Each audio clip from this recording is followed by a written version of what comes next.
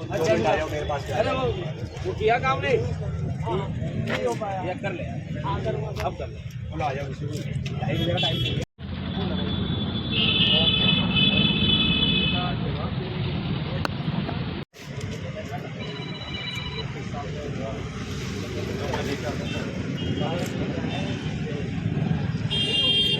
दी गई है रूल 7 ये है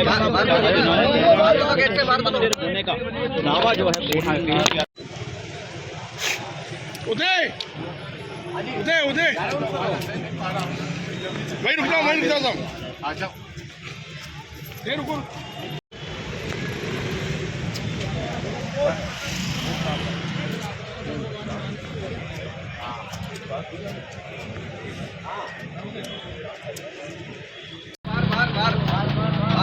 शुभम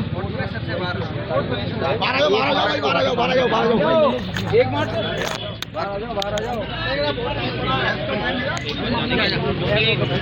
मिल चुका है। अब उस जवाब पर 7/11 पर जो बहस होनी है वो अगली तारीख लगी है 1 मार्च 2025।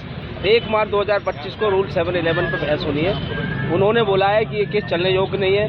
हम कह रहे हैं कि रूल 711 की जो अर्जी है मुस्लिम पक्ष की दरगाह ख्वाजा जो कमेटी है उन्होंने पेश की है, वो एप्लीकेशन खारिज होनी चाहिए क्योंकि रूल 711 गलत उन्होंने लगाया है, ये खारिज होगी क्योंकि मथुरा और काशी गौशाला सभी केस चल रहे हैं। हमें संवैधानिक अधिकार है केस फाइल करने का और लड़ने का, इसलिए हमने उसमें बहुत सारे साक्ष्य दिए हैं। उन्होंने वर्शिप एक्ट की बात कही है। वर्शिप एक्ट में भी हमने माननीय अदालत के समय वर्शिप एक्ट की कॉपी भी प्रति भी लगाई है क्यों वर्शिप एक्ट में अजमेर या कोई भी दरगाह या कब्रिस्तान का पूजा पद्धति का स्थल नहीं माना गया है, इसलिए उसका कोई जिक्र नहीं है। और दूसरा 1961 का एक जजमेंट है, वो जजमेंट भी हमने माननीय अदालत के समक्ष हम रख रहे हैं और उसमें साफ साफ लिखा है अजमेर जो दरगाह है गवर्नमेंट के अधीन है। खादिम का या कोई जो अपने आप को ख्वाजा साहब का वंशज बता रहा है उनका कोई संबंध नहीं है। ऐसा कोई साक्ष्य वो उस कोर्ट की सुप्रीम कोर्ट की सुनवाई में नहीं पेश कर पाए हैं।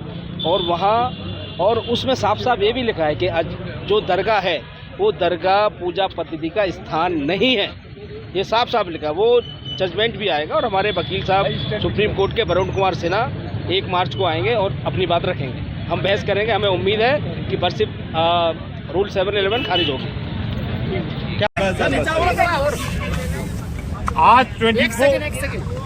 आज 24 जनवरी 2025 में ख्वाजा मोइनुद्दीन चिश्ती की दरगाह को लेकर एक केस फाइल किया कि यहाँ मंदिर है जो कि एक चलन चला हुआ है 10 साल से, ये तो मक्का में और हर मस्जिदों के नीचे मंदिर तलाश कर रहा है। तो कोर्ट ने ये कहा है कि 110 की एप्लीकेशन पे अभी कोई सुनवाई नहीं हुई, टाइम लिया है। सामने वाली पार्टी ने कोई जवाब नहीं दिया, वो टाइम बाय कर रहा है। उनके पास ऐसी कोई चीज़ है नहीं। 800 साल की ख्वाजा मोइनुद्दीन चिश्ती की हेरिटेज है। अभी प्राइम मिनिस्टर ऑफ इंडिया की तरफ से भी प्राइम मिनिस्टर प्रोटोकॉल में चादर आई है, तमाम पार्टी के हेड से आती है, तमाम वॉक ऑफ लाइफ के लोग आते हैं, तमाम फ्रेटर्निटी के लोग आते हैं। 800 साल से हर मजहब व मिल्लत, हर धर्म और डिनोमिनेशन के लोग आते हैं। 800 साल में कभी ऐसा नहीं हुआ, ये एक नया चलन है। लेकिन अभी कोर्ट ने जो हमने 110 की अर्जी खुद्दाम ख्वाजा गद्दी नशीनों की जो जमात है अंजुमन सैयद ज़ादगान खुद्दाम ख्वाजा, उसकी तरफ से 110 में बनने की पार्टी दी थी क्योंकि प्राइमरी पार्टी हम है। उसकी बुनियादी 4 वजह हैं क्योंकि 800 साल से ज़ायरीन को ज़ियारत हम कराते हैं, आसानी की चाबियाँ हमारे पास है, हम खोलते हैं। तीसरी चाबी तमाम रिचुअल्स, तमाम रसूमात हम निभाते हैं, धार्मिक क्रियाएँ हम करते हैं और दुआ खैर हम करते हैं। तो we being the primary party जो है हम इसको अंजाम देते हैं। तो इसलिए हमने 110 में पार्टी लगाई है। अभी उसको एंटरटेन नहीं किया क्योंकि सामने वालों ने जवाब नहीं दिया, इस पर तारीख दी गई। ये हुआ है, तारीख अभी पता चल जाता है कौन सी तारीख।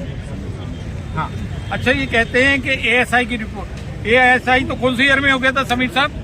ये 2004 में तो ऑलरेडी यहाँ का सर्वे हो चुका है भाई। ASI पहले ही कर चुकी है अजमेर का।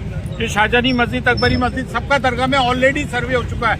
ये रही रिपोर्ट 2003-2004 में। अच्छा, ये राज्यसभा की रिपोर्ट है, ये ज्वाइंट पार्लियामेंट्री कमेटी फॉर औकाफ, ये ऑलरेडी तमाम सर्वे हो चुके हैं। इंक्वायरी कमीशन में जस्टिस गुलाम हसन की इंक्वायरी कमीशन रिपोर्ट आ चुके हैं। ये जो जिस बात की बात कर रहे हैं पृथ्वीराज रासो, उसमें पूरा वर्णन है कि यहाँ एक बहुत विद्वान और बहुत महान पैगंबर पीर की दरगाह है। ये पृथ्वीराज रासो में एक्सेप्ट किया है कि पैगंबर पीर की दरगाह ये रही पृथ्वीराज रासो। किस किताब की ये बात कर रहा है? तमाम फैब्रिकेशन है, झूठ है, एक सस्ती राजनीति और सस्ती शोहरत करने के अलावा कुछ भी नहीं। देखें ये यार रही ASI की रिपोर्ट, कहाँ है? ये रही 2003-2004 की ASI रिपोर्ट है, आर्कियोलॉजिकल सर्वे ऑफ इंडिया। इसमें ये अकबरी मौत, शाहजहानी मौत, ये तमाम है, आना सागर वगैरह सबकी कर ली गई है। नहीं मज़ार की क्या, तमाम दरगाह की हो गई। अगर ऐसी कोई बात होती तो आती ना, इसमें कुछ भी नहीं। फिर ये राज्यसभा की JPC की रिपोर्ट है। फिर ये पृथ्वीराज रासो, ये पृथ्वीराज रासो में ये देखें आप, ये रहा कि यहाँ पीर पैगंबर की दरगाह है जो सबको दुआएं देते हैं। ये रहा पृथ्वीराज रासो जिनकी बातें कर रहे हैं। ये कुछ नहीं है, एक सस्ती शोहरत करने का तरीका, और होना जाना कुछ भी नहीं है।